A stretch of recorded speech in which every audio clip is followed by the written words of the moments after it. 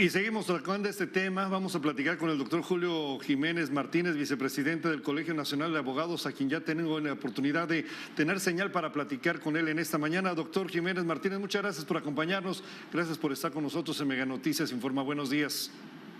Enrique, ¿qué tal? Muy buenos días. Es un placer saludarte a ti, a tu importante auditorio, a tus órdenes.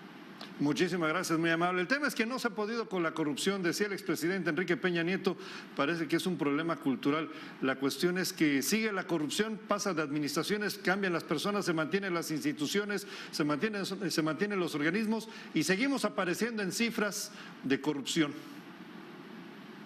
Lamentablemente, esta administración de Andrés Manuel López Obrador deja una asignatura pendiente muy grave, alarmante, que sienta las bases para que los índices de inseguridad, los números en materia de violencia en sus 17 modalidades, los números en cuanto al rezago en materia de procuración de justicia, prevención, combate y erradicación de la delincuencia desde las policías municipales, locales y estatales, y obviamente el acceso a servicios públicos básicos como la salud.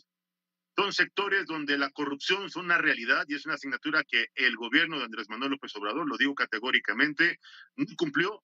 Fue una serie de simulaciones, una serie de improvisaciones, o finalmente, permíteme decirlo, Enrique, amable auditorio, se la pasó administrando el fenómeno de la corrupción, porque también debo de reconocer que en este país, como en cualquier parte del mundo, la corrupción está presente en el sector privado, en la iniciativa privada, en el sector empresarial, pero también está muy presente en el gobierno, en los tres niveles de gobierno.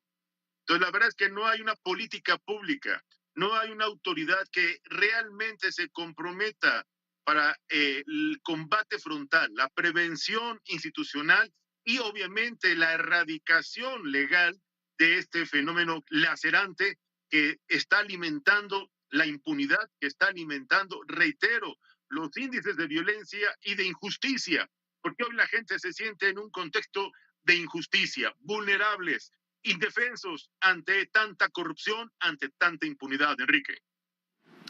Aquí lo que me llama la atención es que cada vez estamos hablando, póngale el nombre que se quiera, doctor, a los organismos que están encargados de auditar, de investigar, de tratar de resolver los temas enfocados a la corrupción. El asunto es que por encima de los nombres no se ha logrado avanzar de ninguna manera en nuestro país desde hace muchísimos años y bueno, esperaríamos que algo sucediera con un cambio de administración, pero ¿cuál sería su opinión? Mira, Enrique, desde 2018 y en pasadas administraciones la esperanza ha sido precisamente erradicar la corrupción, al menos contenerla y ya no crezca. Obviamente se han creado durante las administraciones panistas y priistas organismos como el INAI, que efectivamente transparentaba y obligaba a instituciones y a servidores públicos y funcionarios y, por qué no, hasta gobernantes a transparentar la información, darla a conocer. La rendición de cuentas era precisamente una herramienta que combatía la corrupción y que puso en evidencia muchos hechos y actos inconfesables de este gobierno y de anteriores. Y así tenemos a la Secretaría de la Función Pública, y así tenemos diversos ordenamientos, leyes secundarias e incluso reformas constitucionales. Pero cuando no hay voluntad política de un gobierno, cuando no es la prioridad de un gobernante atender los rezagos en materia de injusticia, en materia de procuración de justicia, en materia de acceso a servicios básicos fundamentales como la salud, reitero, la educación, pues seguirán beneficiándose y seguirán jugando un doble discurso en donde pues frente a la opinión pública son los garantes, paladines y defensores y combatientes acérrimos de cualquier acto de corrupción.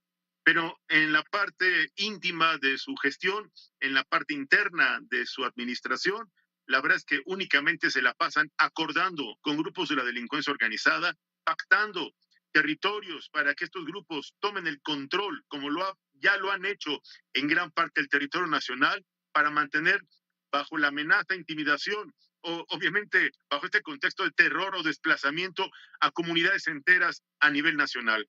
No es una casualidad que comunidades indígenas están huyendo de Chiapas hacia Guatemala, precisamente por la corrupción, por la incapacidad o por una negociación inconfesable del gobierno federal con grupos de la delincuencia organizada que hoy están tomando por asalto nuestros territorios. Y así lo podemos ver en cualquier latitud de nuestro país.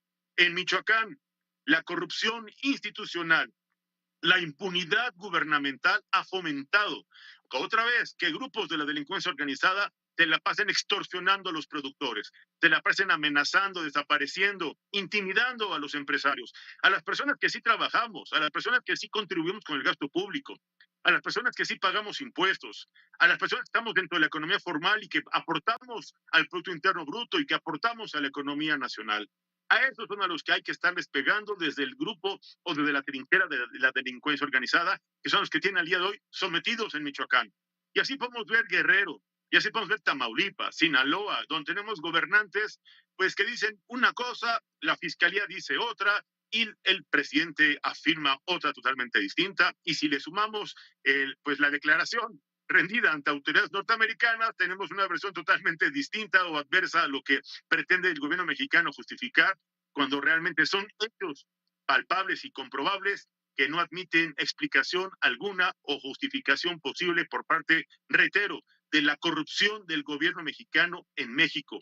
Se ha señalado en diversas investigaciones periodísticas, se ha publicado y se ha dado a conocer en diversos medios de comunicación nacionales e internacionales que este gobierno es el peor gobierno y que además es un gobierno vinculado estrechamente con grupos de la delincuencia organizada. Enrique, todo eso, la omisión, la simulación y la negociación con la delincuencia es corrupción.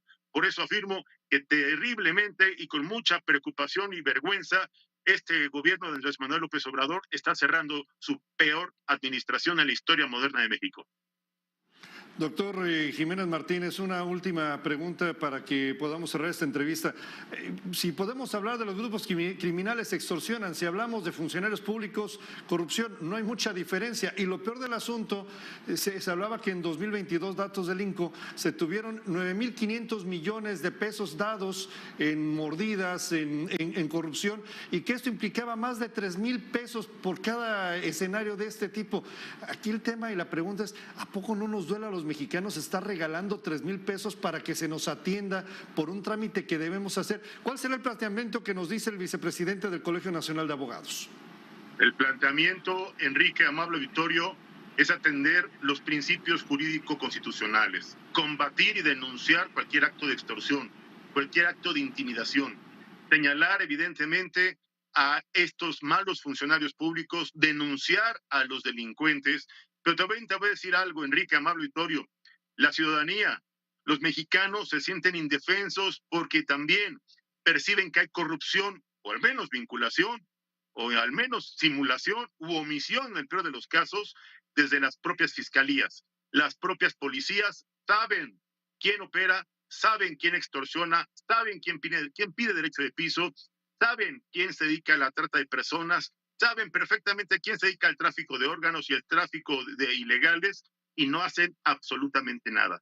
Llegan a denunciar, llegan a imputar directamente a algún funcionario y perciben que no hace nada, no avanza la carpeta de investigación.